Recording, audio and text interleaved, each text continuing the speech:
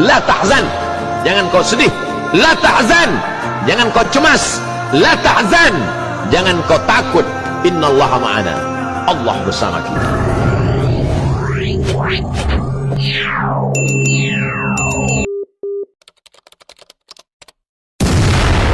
Saya pernah pulang dari Jakarta, pulang khuruj 40 hari. Ini mau nanya apa mau ngasih tahu? Khuruj 40 hari. Naik kapal laut bulan Ramadan kemarin. Mau sedap ceritanya nih. Rasa-rasa membaca novel tenggelamnya kapal Panderwing. Ketika malam Jumat pula, saya duduk-duduk di atas kapal itu. Oh, ketemu sama orang Swiss. Panjang ceritanya. Alhamdulillah, lebih kurang 30 apa ini? Hah? 30. Tahu pula kan dari aku lagi. Bicara sama orang Swiss itu, berhasillah kami bimbing dia syahadat. Allahu Akbar. Down saya membacanya.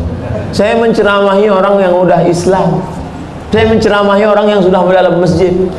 Ini mereka meninggalkan keluarga, meninggalkan harta, meninggalkan ruko, khuruj fisabilillah, menceramahi orang yang tak kenal Allah menjadi kenal Allah hanya dalam waktu 30 menit.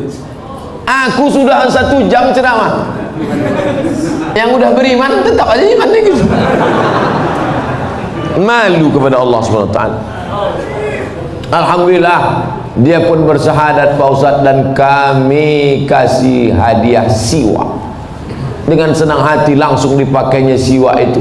Tapi ketika turun, saya kehilangan orangnya. Bagaimana tanggung jawab saya kepada Allah telah mensyahadatkan dia? Maka tadi saya disuruh membimbing syahadat perempuan.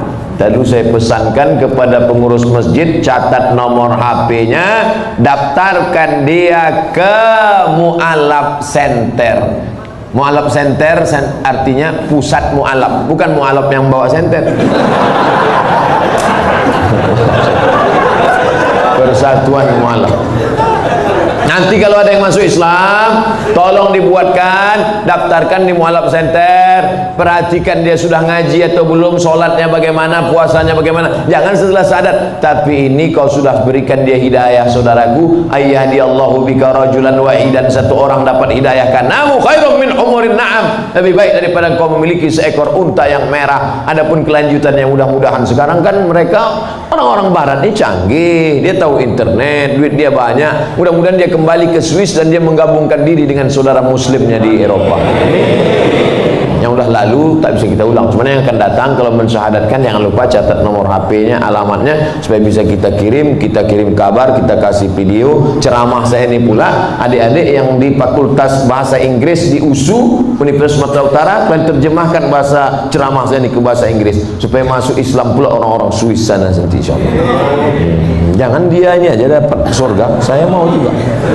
Bagaimana Islam dia Pak Ustadz? Dia udah bersyahadat, tinggal dia belajar sholat, belajar puasa, belajar dia bagaimana berzikir, membaca Quran. Jangan lupa di Eropa itu pengajian-pengajian Islam justru lebih banyak. Di sana ada Islamic Center, ada Islamic Council, macam-macam di sana ada. Jadi jangan cemas, jangan takut. Engkau sudah menyampaikan hidayah kepada saudara kita. Begitulah aslinya dakwah. Inilah yang dai mengajak orang dari jalan setan ke jalan Allah, mengajak orang dari jalan tak tahu hidayah kepada jalan hidayah. Inilah yang dai, bukan Ustaz Abdul Somad dai. Ustaz Abdul Somad hanya mau izoh hasanah, menceramahi orang yang sudah dalam masjid, orang yang sudah baik, orang yang sudah dapat hidayah.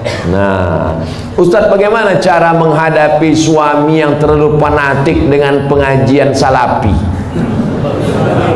Sementara saya selalu berselisih paham dengan dia, dan dia selalu melarang saya untuk jangan memfoto atau memvideokan anak saya. Mohon pencerahannya Pak Ustaz.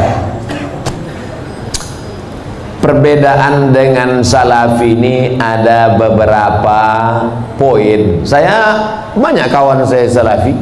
Ustadz Maher Tuailibi salafi, Ustadz Omar Mita salafi, Ustaz siapa yang di Malang?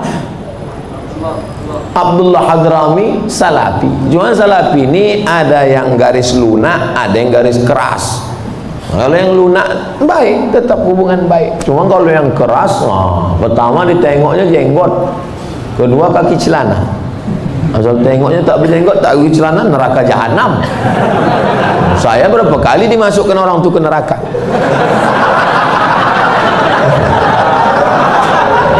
Nah, itu jadi maksud saya jangan kalian pukul rata, jangan pukul rata. Adapun dia melarang foto, melarang video, bagus juga. Takut dia kalau anak ini difoto, dibuatkan video, diupload di Instagram, di FB, nanti takut kena penyakit ain. Hati-hati Pak. Jangan cuma foto anak, foto bini pun bisa kena juga. Dilarikan orang bini bapak nanti. Itu hati-hati. Jadi kalau sekedar melarang foto sama video tak apa-apa, tapi kalau sampai pada perbedaan mazhab, ini tentang masalah salafi. Pak Ustadz, bagaimana hukumnya apabila seseorang terlambat atau tinggal dalam sholat id? La ilaha illallah. Sholat id pun terlambat. Parah kawannya ya.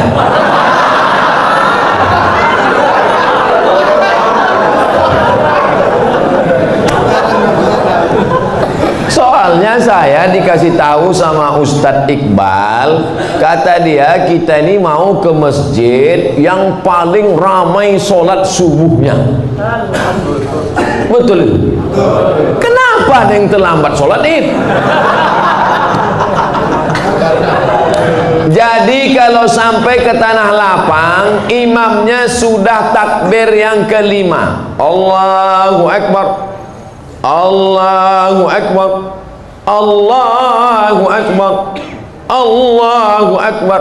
Apakah makmum yang masbuk tadi mesti mengulang takbirnya tadi? Tidak, karena takbir itu hukumnya sunnah. Dia ikut aja berapa yang dapat. Bagaimana kalau dia datang imamnya sudah tasyahud akhir?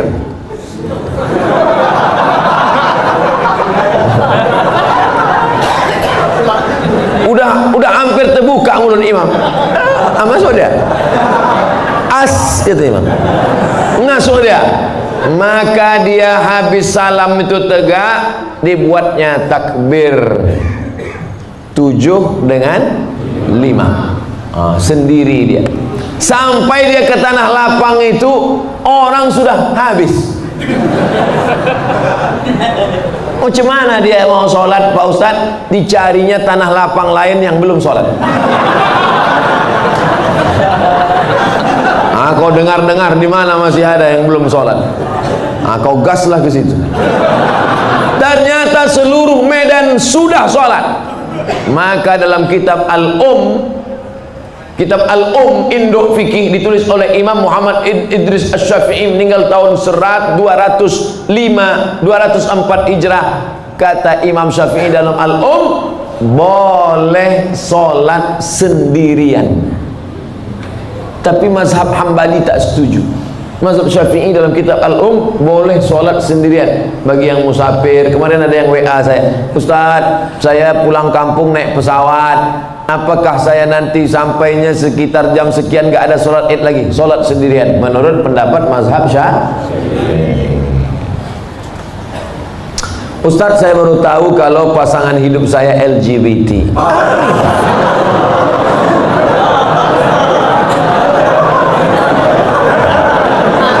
Apa yang harus saya lakukan Ustaz? Mempertahankan atau meninggalkannya?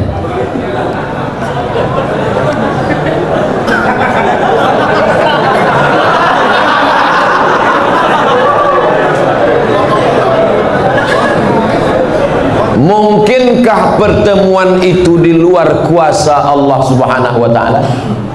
Tak mungkin. Maka harus dibaca, ada hikmah di balik ini. Hikmah pertama, sebenarnya Allah memilih engkau karena Allah sedang menguji engkau merubah si LGBT. Oleh sebab itu kau ajak dia, bang, ini laki-laki LGBT ini kan, bang, kau berubah bang, berubah. Bisa kau tengok yang laki-laki. kau tengok aja aku. Ajak dia pengajian, bimbing dia ruqyah, bawa dia ke Ustadz Musdar Mustamam LC di ruqyah, mana tahu dia diganggu jin bencong. Ada. Jangan bapak ibu sangka orang LGBT itu murni karena diri dia diganggu jin. Ada beberapa bencong waktu dibacakan ayat-ayat ruqyah keluar balik jantannya. Oh, apa gitu. Padahal sebelum itu apa gitu. Sehat dia. Segala usaha, pergi ke terapis, pergi ke psikolog, pergi ke ustaz, pergi ke ruqyah. Kalau kau tengok ada perubahan, lanjutkan. Tapi kalau kau tengok nampaknya dia tak berubah, maka kau gugat ke pengadilan, kau cari suami yang bersih dari penyakit LGBT. Tapi lakukan dulu langkah-langkah ini. Tapi kalau dia tak berubah juga, memang tak ada niat dia untuk berubah, memang dia mau bertahan di situ. Kalau perempuan lemah, tak sanggup, la yukallifullahu nafsan illa usaha, maka kau gugat dia ke pengadilan. Saya gugat dia karena dia LGBT. Tengok sama Pak Hakim, kenapa kau gugat dia? Dia LGBT. Betul kau LGBT? Iya, kata dia. Mudah-mudahan Allah menyelamatkan anak cucu cicit kita dari LGBT. Penyakit LGBT ditulis dalam Al-Quran. Innakum la ta'tuna ar-rijala syahwatan min dunin nisa. Kalian mendatangi laki-laki bersyahwat tak mau pada perempuan. Hukumannya ditulis dalam Quran. Ja'alna 'aliyaha safilaha.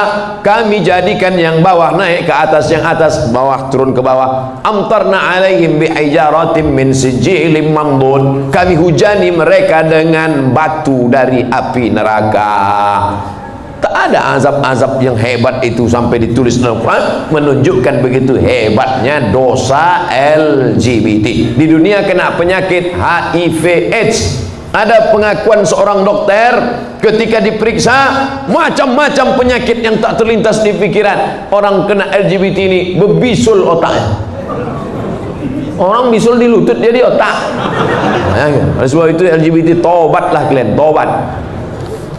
Tambah lagi musuh. Mengamuk pula besok LGBT. Bantailah situ.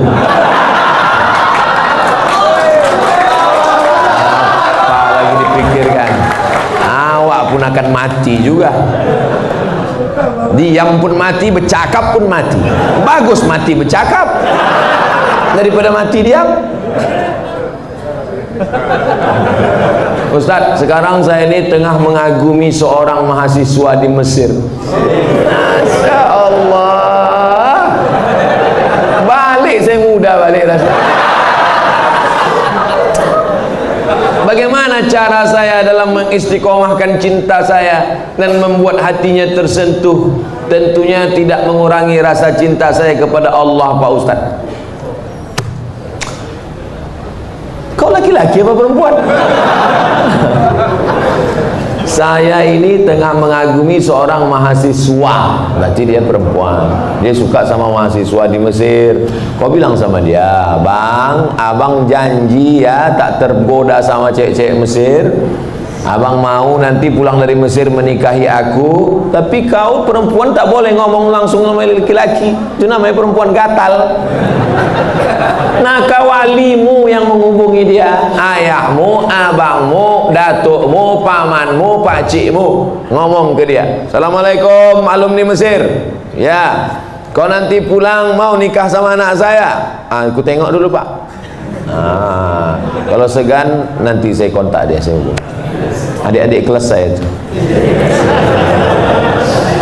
Mudah-mudahan dari muda dia sudah menginginkan seorang imam yang dapat bibit bebet bobot yang nanti akan menjadikan anak cucunya menjadi pemimpin-pemimpin bagi orang yang bertakwa. Waj'alna lil muttaqina imama. Sekarang anak-anak gadis ini yang ditengoknya bukan tamat dari Mesirnya, ini tengoknya bukan ilmu agamanya, ini tengoknya datang naik apa. Kalau ditengoknya naik Grab, enggak ada.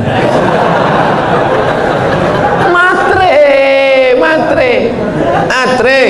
Na'udzubillah. Bersyukur Bapak Ibu, anak-anak gadisnya mau memilih imam, qori, alumni Al-Azhar. Ustaz, saya mau tanya, mana yang diutamakan, suami apa istri? Hah? Mana yang diutamakan, suami antara istri atau saudaranya? Soalnya suami saya selalu ini ada kewajiban. Hai laki-laki, laki-laki, kalian punya 5 kewajiban pada perempuan. Pertama, kasih dia makan. Pagi lontong sayur, siang capcay, malam tahu saya tak bahas. Pertama, kasih dia makan.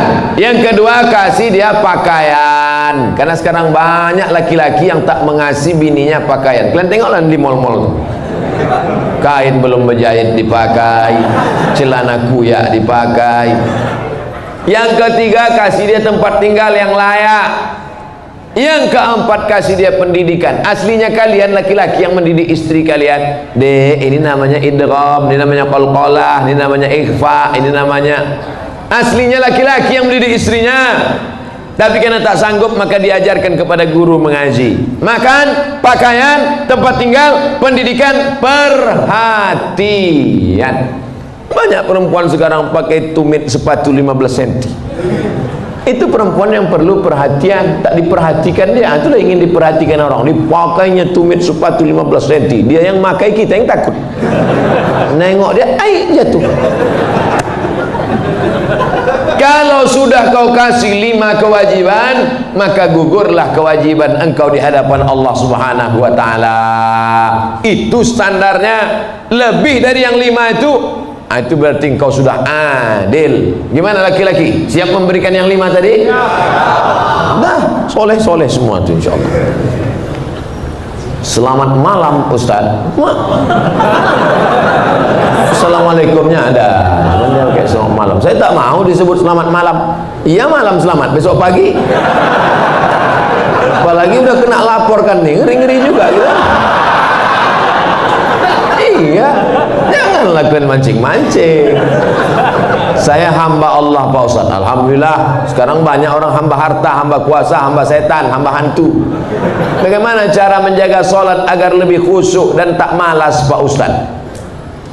Itu nampak api kan? Kalau nanti terlintas di hatimu malas sholat, bakar jari sebentar. Berapa lama kau tahan? Buatlah. Agak-agak gosong sedikit. Hai tangan, tahan kau masuk neraka nanti tangan. Nama kau nanti nama nerakanya neraka sakor. Masalakakum fi sakor. Kenapa kau masuk dalam neraka sakor? Lam nakum minal musallin, karena tak sholat. Bakar. Makanya Muhammad Ali kemana-mana bawa mancis. Muhammad Ali petinju, mana-mana bawa mancis, padahal dia tak merokok. Ditanya orang, kenapa kau bawa mancis? Asal terlintas di otakku mau buat dosa, aku bakar tangan. Wah, kalau mancis tak mempan, obor wah. Bagaimana sholat ini khusyuk Pak Ustadz? 5. Yang pertama, ketika berwudu khusyuk. Waktu menyuci tangan, bersih dosa dari tangan. Waktu memasukkan air ke mulut, ke hidung, bersihkan dosa-dosa mulut, dosa-dosa lidah, dosa hidung. Waktu air dibasuh ke muka, keluar dosa-dosa biji mata, banyak silap salah. Waktu air menyiram tangan, keluar dosa-dosa dari ujung jari jemari. Khusyuk. Waktu air mengusap kepala, keluar dosa isi kepala yang kotor sampai ke lubang telinga. Waktu air menyiram kaki, keluar dosa-dosa kaki yang dilangkahkan ke tempat maksiat dan dosa. Makanya ketika berwudu itu jangan bercakap. Ini banyak orang yang sambil wudu bercakap. Itu dulu aku bilang sama kau kemarin, panjat pinang itu jangan besar-besar kali pinangnya. Modal kita pun tak ada, tapi kau itulah. Pak RT kan udah ngasih, Pak RW kenapa enggak juga? Entahlah, kentutlah sama dia. Itulah maka tak khusyuk. Karena ketika wudhu masih bicara dunia. Lalu dari tempat wudhu ke tempat sholat tak boleh tasbih. Tasbih menggerak-gerakkan. Kerotak. Tak boleh. Tasbih tak boleh. Yang boleh tasbih. Subhanallah. Makanya kalau ada ngajak-ngajak ngobrol tak usah. Gimana kabar Rasulullah? Subhanallah.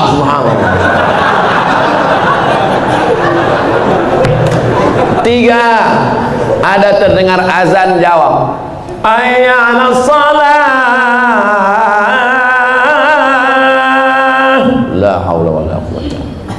Jangan bicara waktu azan. Siapa yang bicara ketika azan dikumandangkan, matinya mati su'ul khatimah. Begitu kata Syekh Imam Nawawi, Syekh Jalaluddin Abdurrahman As-Suyuti. Hati-hati.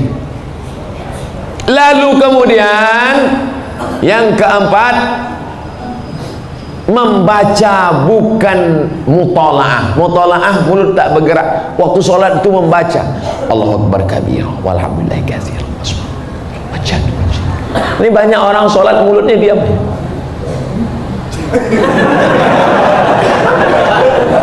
Mulut membaca, karena di situ disebut qiraah. Qiraah artinya membaca. Bismillahirrahmanirrahim. Alhamdulillah. Ar-Rahman. Yang kelima, mengerti apa yang dibaca. Itulah mengapa tadi saya pilih ayatnya, ayat-ayat pendek, supaya besok kalau sholat zuhur mengerti apa yang dibaca. Wailul likulli humazatin lumazah alladzi jama'a malahu wa addadah.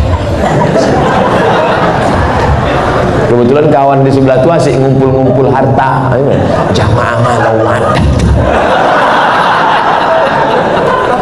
Yahsabu anna malahu akhladah kalla la yumbadanna fil hutamah. Apa hukumnya mencium istri sedang berpuasa? Istri siapa?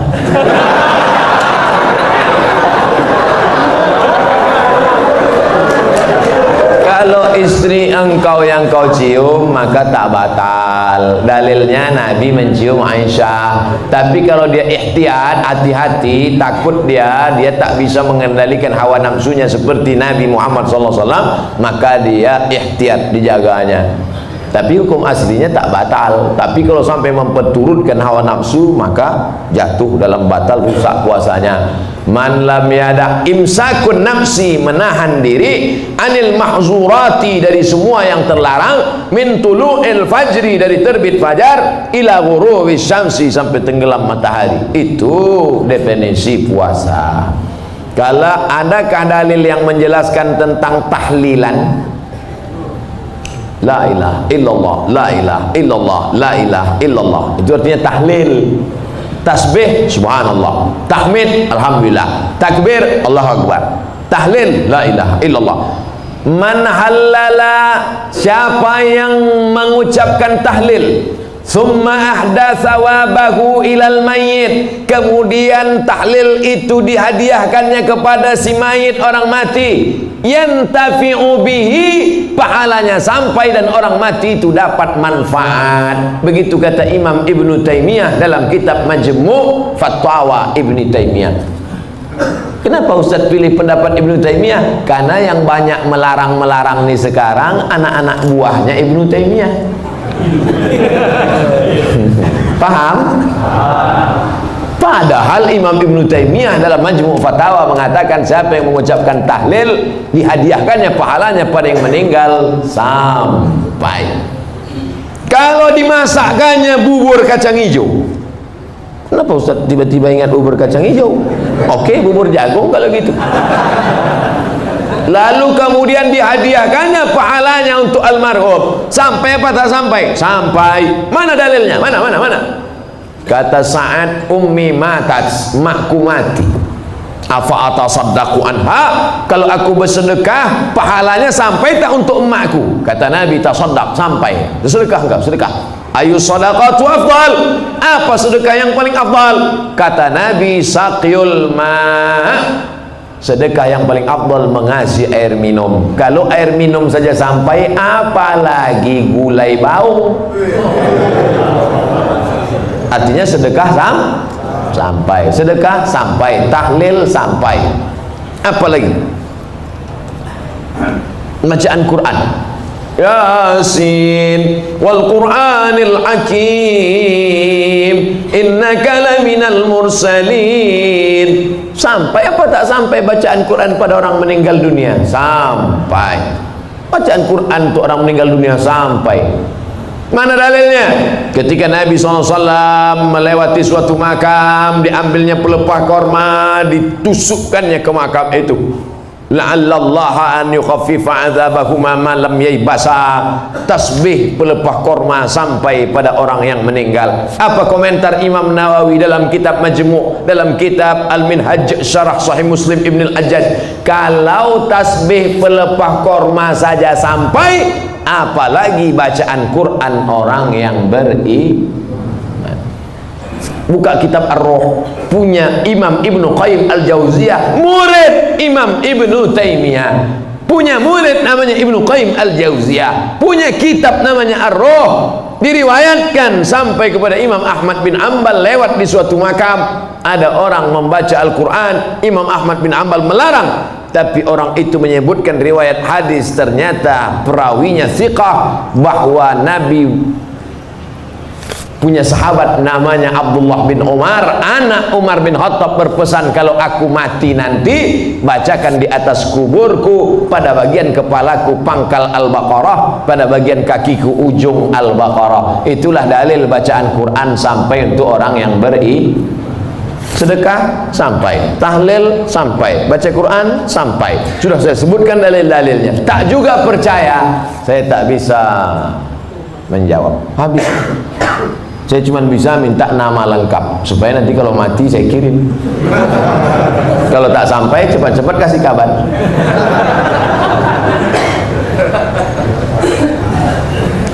Mengazankan anak baru lahir itu apa dalilnya Pak Ustadz? Nabi mengazankan ke telinga Sayyidina Al-Hasan, anak Fatimah radhiyallahu anha, adzanus shalah, bunyinya seperti azan waktu azan salat. Hadisnya disebutkan dalam kitab Sunan At-Tirmidzi. Nama kitab Sunan Tirmidzi, nama lainnya Jami' At-Tirmidzi. Status hadisnya haditsun hasan, hadis paling tinggi sahih, di bawah sahih hasan, tentang mengazankan bayi.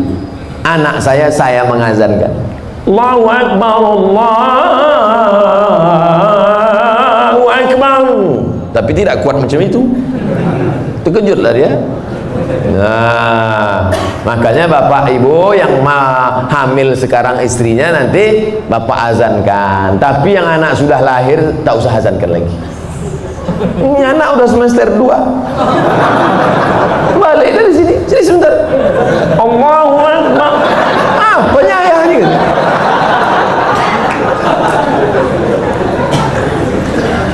Saya mau tanya mengenai pernikahan uang hantaran.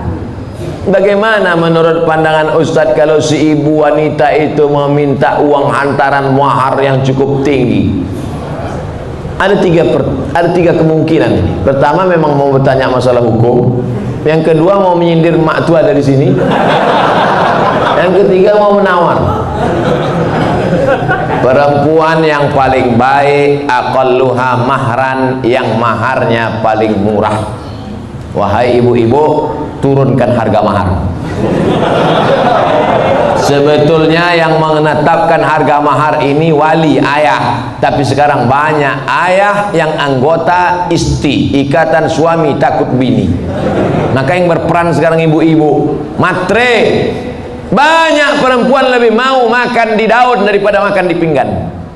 Oleh sebab itu, turunkan standarnya sedikit. Jangan nanti setelah dihamil barulah na'udzubillah datang dia baik-baik. Idza ja'akum man tardawna dinahu, kalau datang kepadamu orang yang baik akhlaknya, wa khuluquhu baik agamanya, fazawijuhu, nikahkan dia. Illa taf'alu, kalau tak kau lakukan, takun fitnatun fil ardi wa fasadun arid, maka terjadi kerusakan yang amat sangat berat. Tolong jangan sampai anak-anak muda ini besok buat baleho turun ke jalan, turunkan harga mahar, turunkan harga mahar. Kemudian jodoh itu seperti apa Pak Ustadz? Apa orang yang sudah menikah terus meninggal, terus menikah lagi, apakah itu berarti jodohnya juga Pak Ustadz? Karena berjumpa orang berjodoh atau karena jodoh dia berjumpa? Memang jam-jam setengah 11 nih payah nangkap emang. Karena ada jodoh baru berjumpa atau karena berjumpa itu orang berjodoh? Karena ada jodoh lah maka berjumpa. Kalau tak ada jodoh, sampai mati tak akan berjumpa. Kok Ustaz tahu? Saya pernah ngalami. Saya Dewan Juri Musabaqah Tilawatil Quran tingkat Provinsi Riau.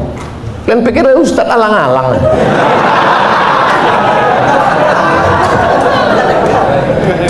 Waktu itu belum nikah. Kata kawan saya, "Mat, ku carikan kau perempuan qari'ah hafizah." Kami Dewan Juri waktu itu. Iyalah, kami pun seminggu kami cari, tak jumpa-jumpa. Setelah saya nikah tahun berikutnya, pas kami sedang makan nasi goreng, berbisik kawan saya, "Mat, yang kita cari tahun lalu tuh di belakang." Tapi kita udah menikah. Maka kalau tak berjodoh takkan berjumpa. Karena ada jodoh itulah maka berjumpa. Oleh sebab itu jangan nanti yang laki-laki ini banyak salah jawab ini. Papa kok bisa nikah sama mama? Entah salah sambung. Jawabannya mesti kau katakan, aku tak pernah mencari makmu, makmu tak pernah mencari aku, Allah mempertemukan kami. Ibu tu pun dari dapur, so sweet.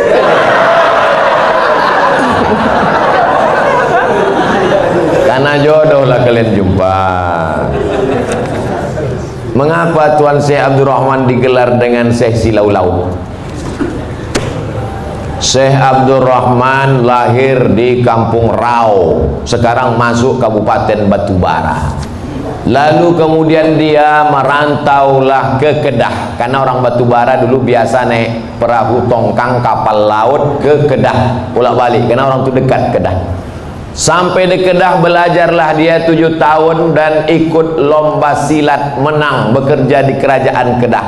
Setelah itu melanjutkan pendidikannya ke Tuan Syekh Wan Mustafa Al-Fatani. Fatani sekarang Thailand Selatan, Patani. 7 tahun di Patani. Setelah itu dibawalah oleh Syekh Wan Mustafa Al-Fatani ke Makkah Al-Mukarramah. Belajarlah dia dengan ulama-ulama di Makkah, diantaranya Syekh Hasbullah. Belajar fikih kepada Syekh Ahmad Khatib Al-Minkabawi. Setelah khatam belajar fikih, belajar tafsir, belajar hadis, belajar tasawuf, baliklah dia ke Rau. Lalu kemudian datanglah kerabat Kesultanan Asahan namanya Tengku Adil. Tengku Adil pun mengasih tanah. Wahai Tuan Syekh Abdul Rahman, ini ada tanah, nama tanah itu Silau Laut. Maka orang menyebutnya tak lagi sebut namanya, tapi Tuan Syekh Silau Laut. Sama macam siapa tu? Tuan Syekh Besilam. Padahal nama aslinya adalah Tuan Syekh Abdul Wahab. Kampungnya di Rokan Hulu, namanya Rantau Binuang Sakti, tempat lahir Syekh Abdul Wahab Rokan. Tapi yang dipakai adalah Syekh Abdul Wahab Rokan. Sekarang jadi Kabupaten Rokan Hulu. Biasa itu Tuan Syekh mana? Tuan Syekh Fulan, nama kampungnya yang disebutkan. Tuan Syekh Purba Baru, padahal namanya Tuan Syekh Mustafa Husain. Nah, jadi nama kampung yang disebut. Itu maka disebut Tuan Syekh Silau Laut karena nama kampung itu. Apa karomahnya Pak Ustaz? Banyak karomahnya disebutkan dalam buku ditulis oleh cucunya. Namanya Tuan Syekh Dr. Andus Haji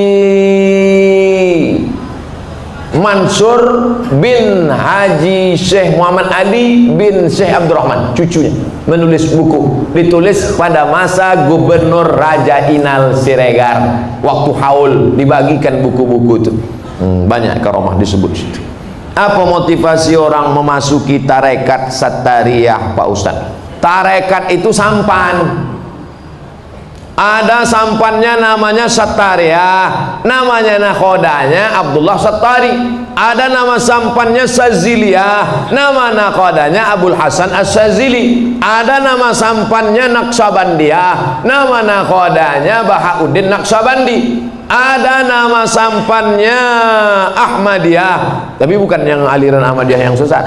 tarekat Ahmadiyah, nama nakhodanya Sayyidi Ahmadil Badawi, itu sampannya, tapi lautannya tetap la ilaha illallah Muhammadur Rasulullah. Jadi yang mau ikut tarekat sama aja macam naik sampan, lautnya la ilaha illallah, sampannya macam-macam.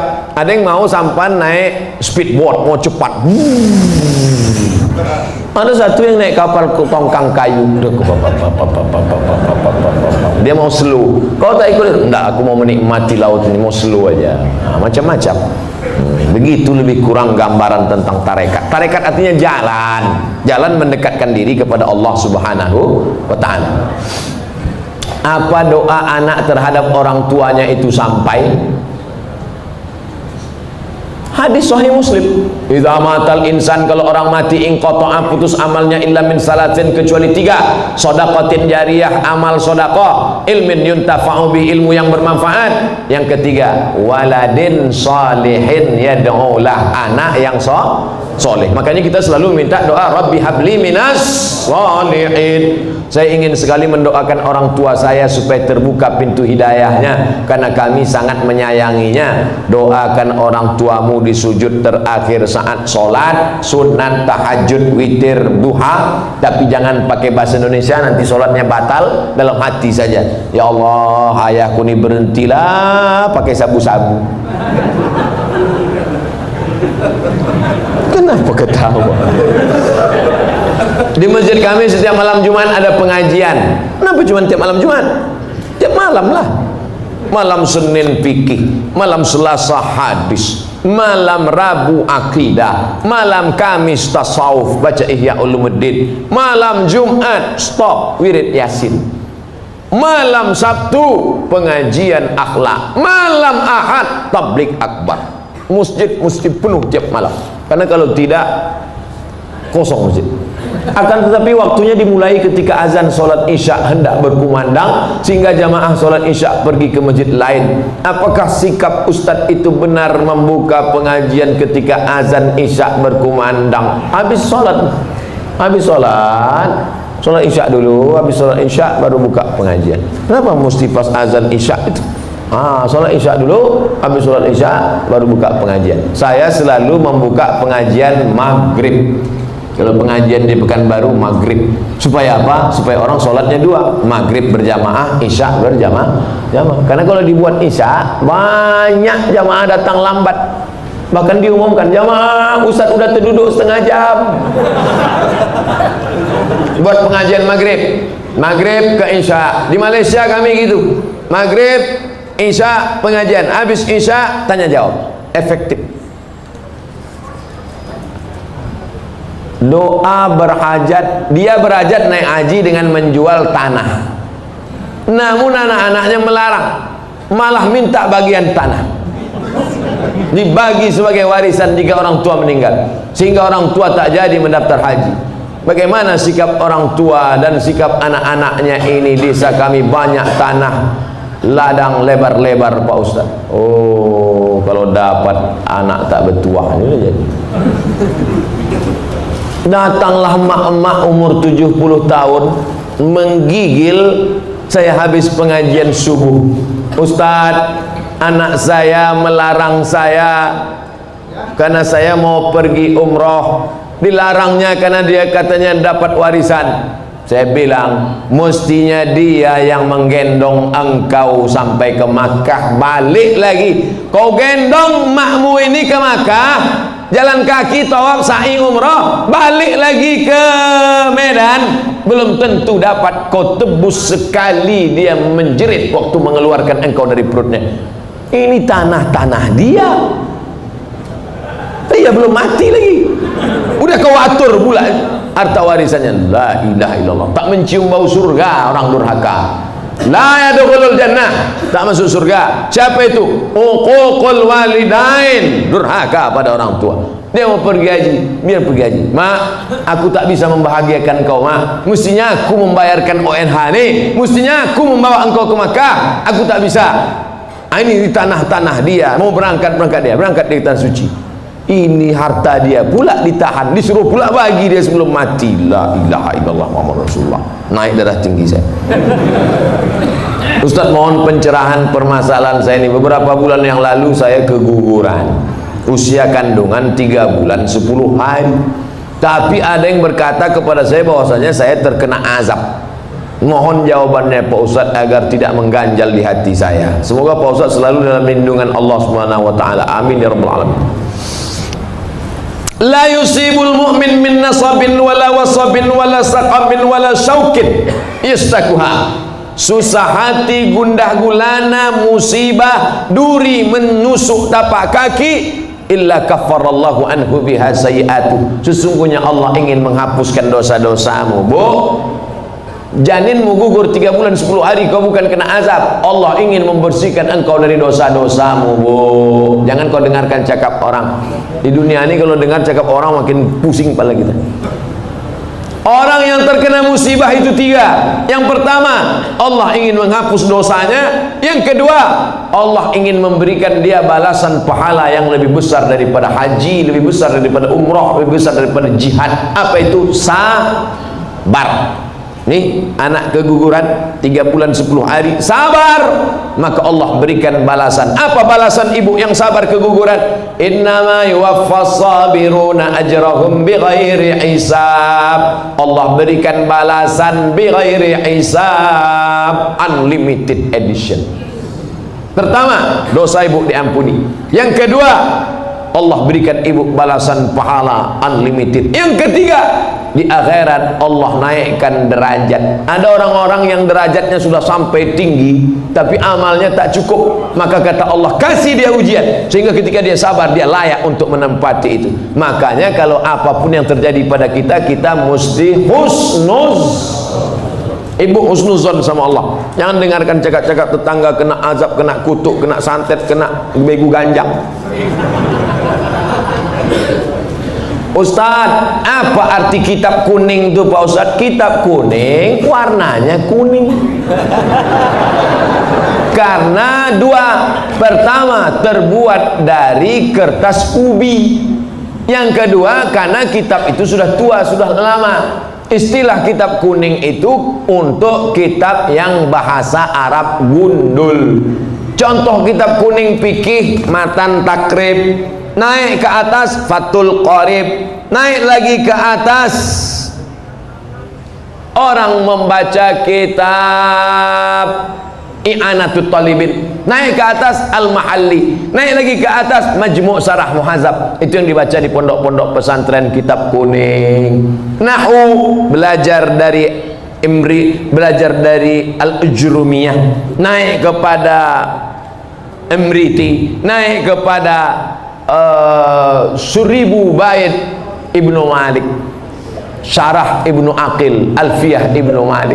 Itu yang disebut dengan istilah kitab kuning adalah kitab Arab gundul. Adapun yang banyak tempat kita perukunan Melayu itu bukan kitab kuning, perukunan Melayu.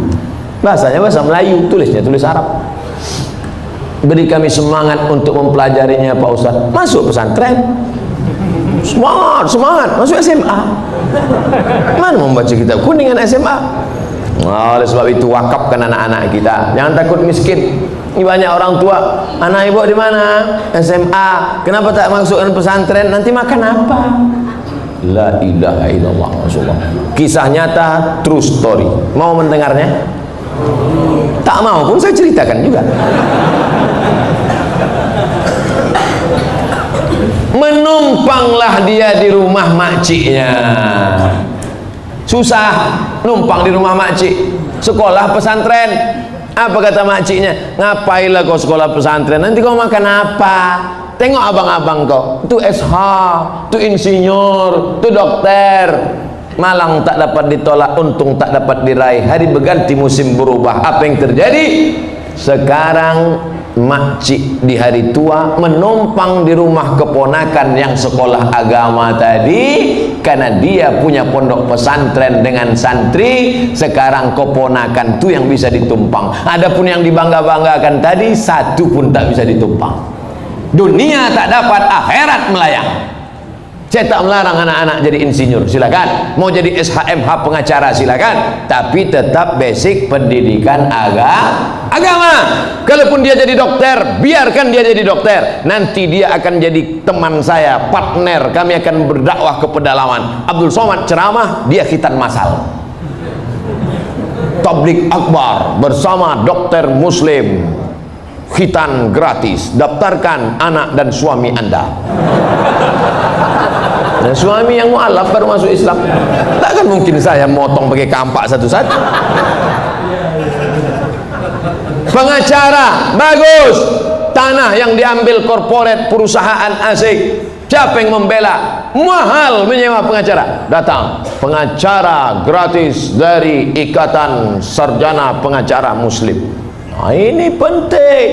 Pendidikan agama, sanawiyah, aliyah, pondok pesantren. Adapun nanti kuliahnya silakan. Fakultas hukum silakan, kedokteran silakan, arsitektur silakan. Mudah-mudahan anak-anak kita semuanya selamat akidah Ahlus Sunnah wal Jamaah. Keluarga saya pernah minta rumah untuk dipagari sama seorang ustadz. Kemudian dia meletakkan sesuatu di atas pintu, kemudian mengazankannya. Apakah termasuk tangkal? Mengazankan untuk mengusir setan, ada dalilnya. Mana dalilnya? Ketika azan dikumandangkan, setan lari terbirit-birit. Yusannu al-azanu li ghairi shalah, dianjurkan azan untuk selain salat. Bagi siapa? Lil masruh, orang yang kerasukan setan. Nah, kamu azan mengusir setan. Allahu Akbar, Allahu Akbar. Tapi meletakkan tangkal-tangkal, mesti ditengok tangkalnya. Karena Aisyah pernah memarahi perempuan yang meletakkan Musa tahtal wisadati, pisau silet di bawah bantal. Kenapa letak pisau silet di bawah bantal? Untuk mengusir jin. Marah Nabi Musa, marah. Oh, sebentar saya potong. Ananda Reza tak nampak. Ya, sebentar.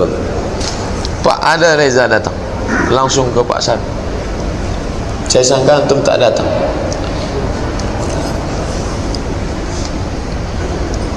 Ini Reza Pak San.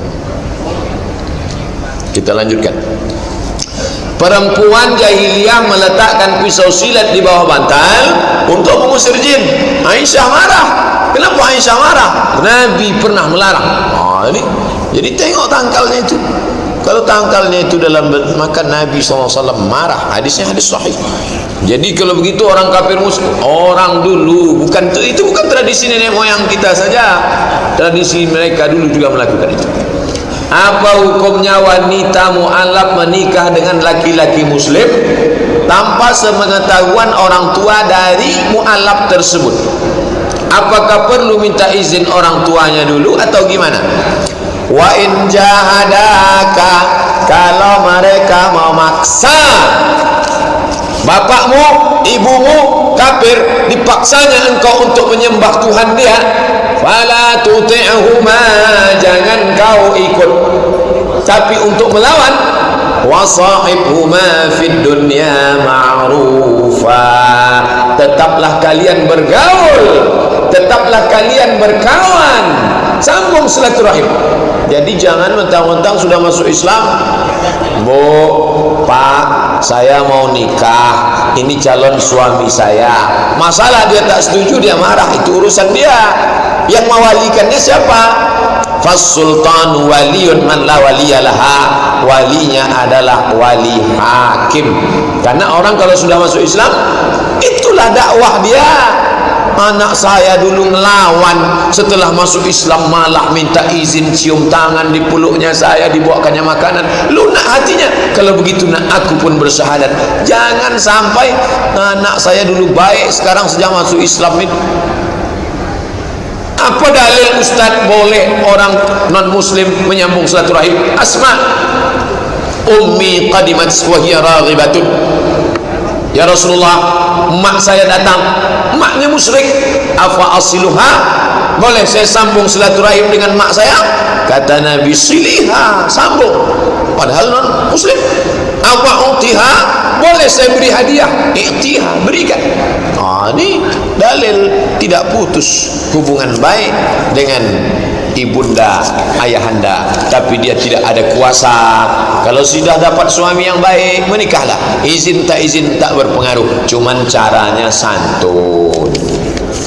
Pak Ustaz, bagaimana tips agar anak-anak kita masih kecil dapat menumbuhkan rasa takut pada Allah dan takut beribadah? Dulu saya kalau bawa main-mainan, orang tua itu nanya, khususnya mak, ini dapat dari mana tadi? Di jalan, mak. Nanti main-mainan ini akan jadi besar hari kiamat, kau akan pikul. Kau cari siapa yang punya ini, balikkan balik ke tempat. Sampai sekarang itu ada dalam ingatan.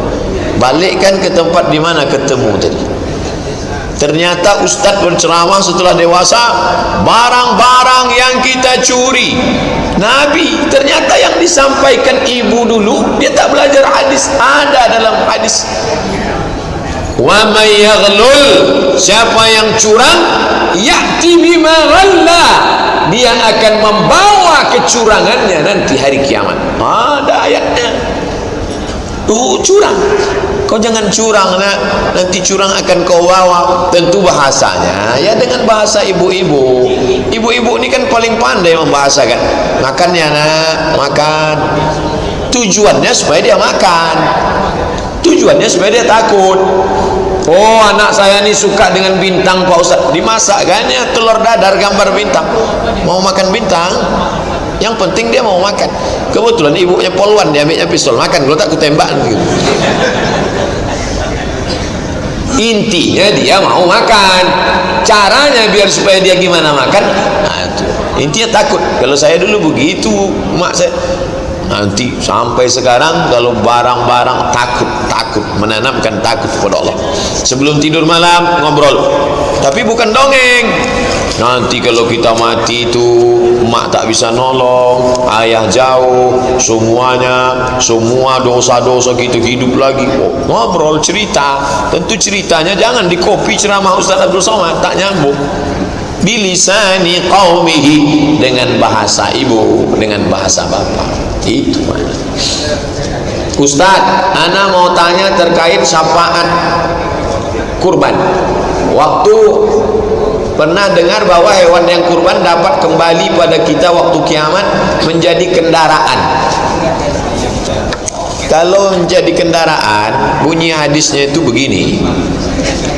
Innaha la ta'ti yaumal qiyamah, binatang yang kamu potong itu nanti akan datang pada hari kiamat. Bi quruniha, dengan tanduknya, wa ash'ariha, dengan bulunya, wa aslafiha, dengan kukunya. Lalu jangan katakan hadis dengan kesimpulan orang, jangan campur aduk. Yang ada dalam hadis itu disebut kambing itu akan datang pada hari kiamat, bulunya, kukunya, tanduknya, sekedar datang untuk apa? Menjadi saksi, ya Allah, hambamu ini sudah beramal, itu saja. Lalu kendaraan kita di akhirat nanti apa Pak Ustaz? Mala a'yunun ra'at, tak pernah ditengok mata, wala uzunun sami'at, tak pernah didengar telinga, wala khatara ala qalbi bashar, tak pernah terlintas di hati manusia. Tapi hadis tentang dia akan datang, ya. Apa maknanya dia datang? Kalau tanduk, kuku, bulu, sampah datang, apalagi dagingnya, apalagi tulangnya, apalagi lemaknya.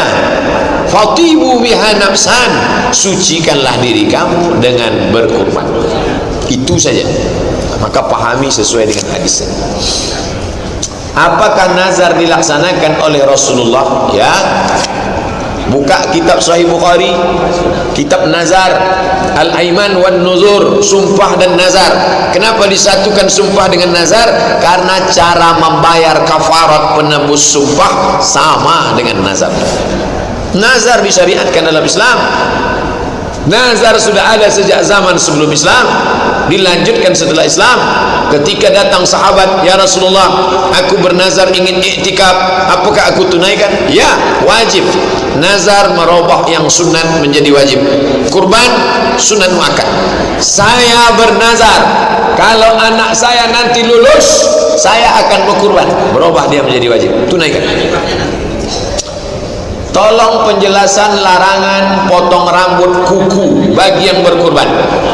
Iza ra'aitum hilala Zulhijjah, kalau kalian menengok anak bulan, wa arada ahadukum an yudhi, kalian mau berkurban, falyumsik an sya'rihi, maka tahan, jangan potong rambut, jangan potong kumis, jangan potong jenggot, jangan potong kuku, wa azfarihi, kuku. Dari sejak tanggal 1 hari ini tanggal 1 sampai tanggal 12 September.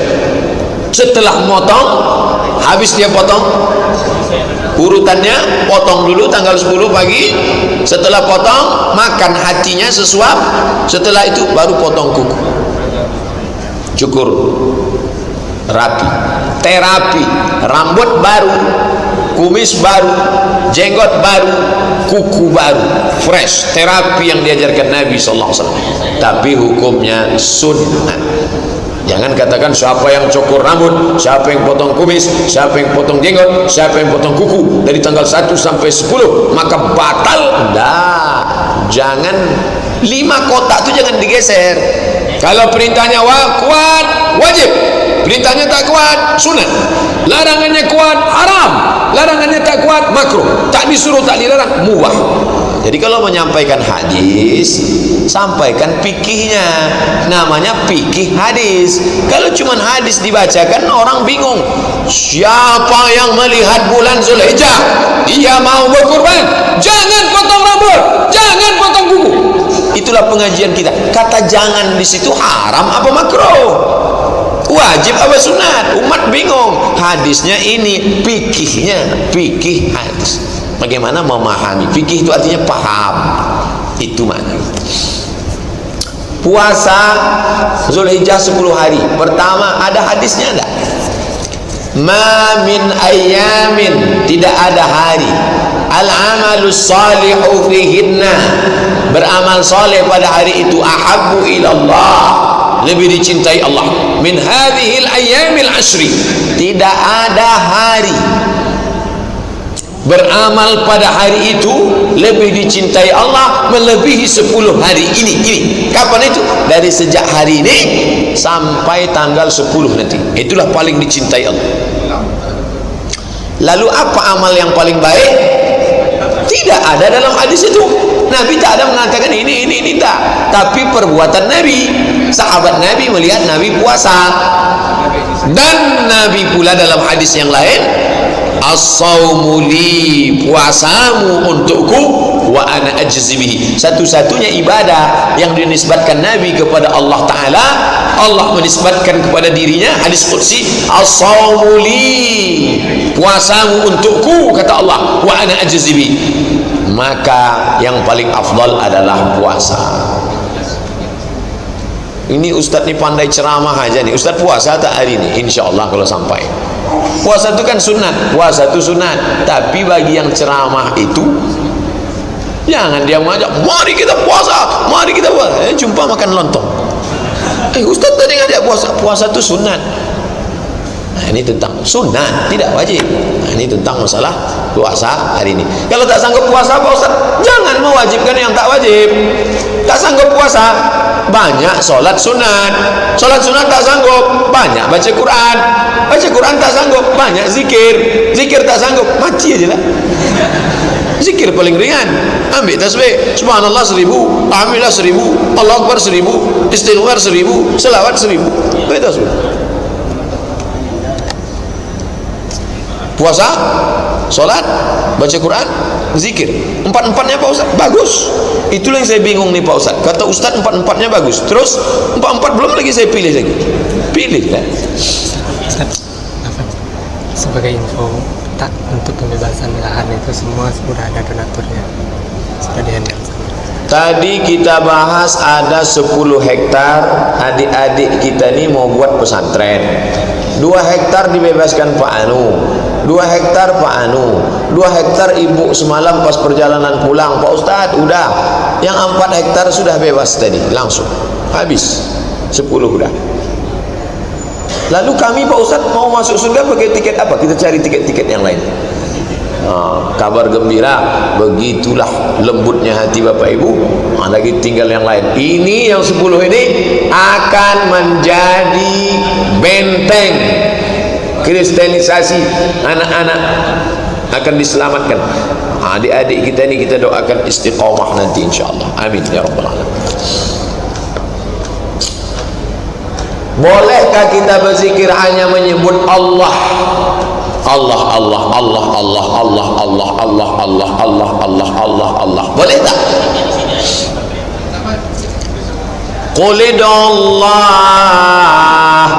awidur Rahman ayyamma tad'u falahul asmaul husna. Tu ayat.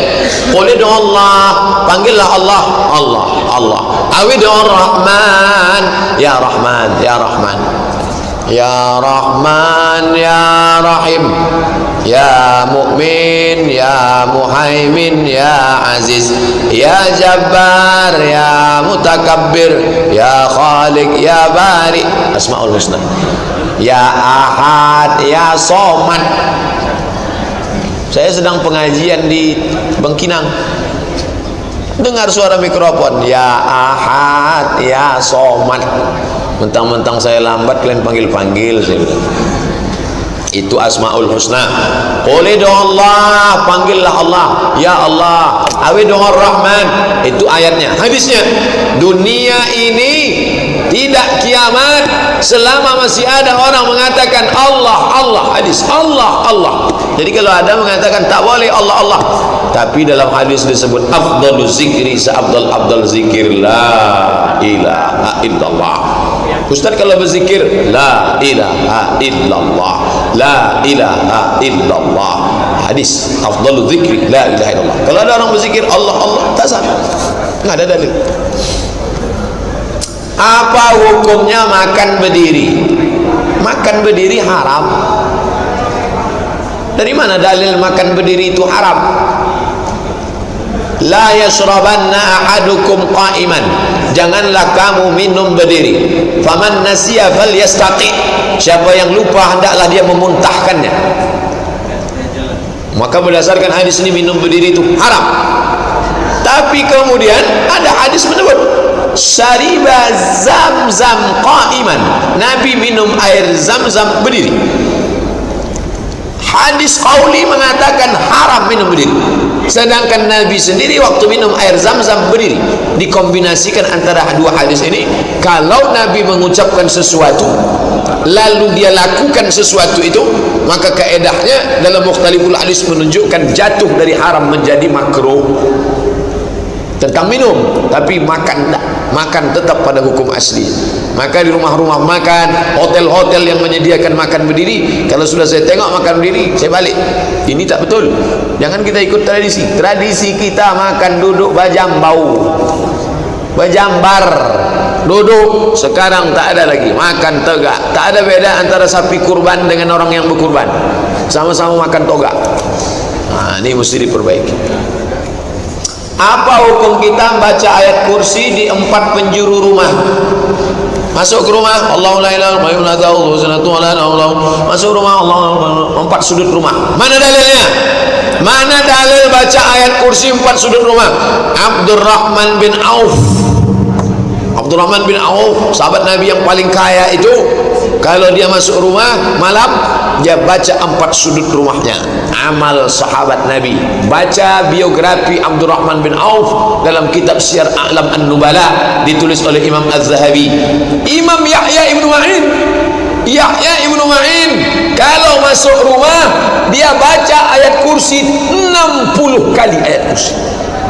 Jadi kalau pakai kaedah asal tidak dibuat Nabi bid'ah, kalau tidak dibuat Nabi bid'ah, kalau bid'ah masuk neraka. Abdurrahman bin Auf masuk neraka karena Nabi tak pernah mengajarkan baca ayat kursi di 4 sudut rumah. Yahya bin Ma'in masuk neraka karena tak pernah mengajarkan, Nabi tak pernah mengajarkan baca ayat kursi di 4 pojok rumah. Silakan yang mau membaca 4 pojok rumah, daripada 4 sound system dipasangnya di rumah lagu dangdut semua.